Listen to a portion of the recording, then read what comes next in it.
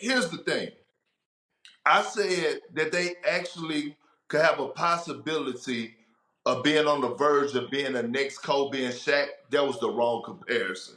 I'm looking at Magic Johnson and Kareem Abdul-Jabbar right now. I mean, just because of James Harden facilitating, it's enough that people have to deal with Joel Embiid. By the way, who shot 30 plus free throws last night in the game, who fouled almost every big out of the game. When you put those two together, and when it comes to late game situations, pick and rolls, clearing out the side, going two-man game, I don't know who in the hell could stop those two. They had trouble stopping just Embiid. Back 2 years ago, they had trouble stopping just James Harden. Now you have a motivated Embiid, a motivated James Harden, and you telling me that somebody in the league, a team in the league, could actually stop those two? I don't see it. Matter of fact, I'm gonna go right now on the limb after 2 games and say this.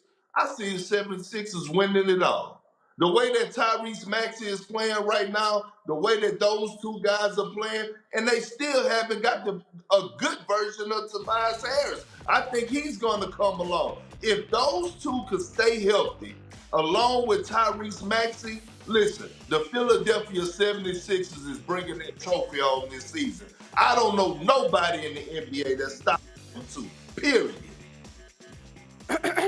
All right, Perk. Okay, I hear you on the energy, but first of all, I'm glad that you brought it back from Kobe and Shaq, because what we're not going to do is act like James Harden is anywhere near the defender that Kobe was. And that is where I draw some issue with your enthusiasm over the Sixers. Is it delightful? Yes. Are we giddy about this team offensively? 100%. However, when we get ready to get to a series, because last night I watched two very good teams out in the West battle with one another. In particular, when they decided to go under screens, one team went on a run. When the other team went under screens, they went on a run as well. And so when we get into the playoffs, to me, the defensive part of this equation is going to be very, very important. Offensively, I get it. It's a thing of beauty. James Harden spaces the floor. Tobias Harris can knock down jumpers. Joel Embiid can work in the mid post area as well as the post. He can pop if he wants to. I get it. However, on the defensive side of the ball, I'm just concerned about the liability, because we know that this league is driven by pick and roll actions, and I just don't know what James Harden you're going to get when it comes to stopping some of the other firepower they will have to get through to win it all. I'm going to make this quick. And I don't even need a response from either one of you, because after this, I got to get into another matter. We have to discuss a baseball item with the nonsense that's going on with them. But I want to say this. Kendrick Perkins, doing a great job for the network. This man just went on national television and talked about how the Sixers are going to win it all, and we just going to ignore who they did, what they did against. That part. We just going to ignore that it was against the Knicks, huh? We just going to ignore that. You see, this is the kind of thing, and this is the kind of thing that bothers me about Kendrick Perkins, who, like Malika Andrews and Shanae Ogumake, he could turn into a Benedict Arnold occasionally, too, getting contaminated by Molly. See, he brings up the Knicks when I want to forget about them. All right? And then when I want to discuss them, he'll forget about them. You see what I'm saying? I don't want to talk about the Knicks right now, but you forced me to, because of what you said. I have to remind you, Mitchell Robinson,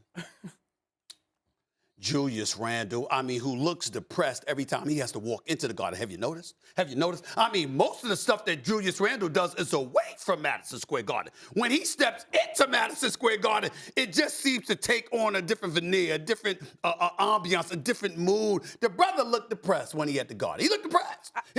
I did think that Jericho Sims showed some promise. No, listen. I like Jericho Sims. There you go. I like that. He's got promise, okay? I like some of these cats, but they ain't ready yet when you talk about Embiid and Harden. Come on. And so when we look at the Philadelphia 76ers, let me bring up another point that you didn't bring up, KP. We ain't seen the Nets on the court together yet. There's no Ben Simmons yet. There's no Kyrie with KD yet. Okay, KD is coming back. The mandate in New York City might be lifted. I mean, my God, God forbid that Kyrie Irving actually gets to play games at the Barclays Center. Ooh. I mean, we haven't seen that yet. I understand the greatness of Embiid and Harden. I get that. And if they continue to play like that, Daryl Morey looks phenomenal. I got that. But damn, can we see them play against Minnesota, somebody other than Minnesota and New York, before we make such proclamations? I mean, my goodness. Is Minnesota? Last time I checked, Minnesota. They're a good team. They're a good team. Seventh in the West.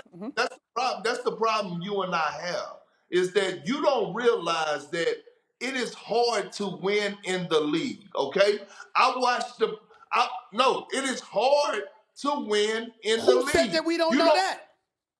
Okay, well, you the one acting like you because you I said Minnesota. They're the 7th seed in the Western Conference. Because you're sitting up here telling me about who they played against. That See, matters. what I look at is it's not what you do, it's how you do it. And I'm talking about in the sample size. I don't give a damn if they was playing against me, you, Monica, Molly, and you can even throw. You are absolutely right. That's where the difference between us is. You're absolutely right, because if they were playing against us, I don't think it's a challenge. My point in telling you this is, in this small sample size, and they haven't even been together long, it's only going to get better, Perk. Stephen. And who they going to be playing against? Better people. You keep bringing up Ben Simmons. When is he going to play? Okay, wait a minute, Perk. Okay, let's take the Nets out of the equation. You don't think at all that this is a little bit of a honeymoon phase and everything is everything, considering the caliber of teams that they just beat? Because you got to acknowledge, Perk, it's going to get tougher. And that's when the rubber hits the road. Thanks for watching ESPN on YouTube. For live streaming, sports, and premium content, subscribe to ESPN+.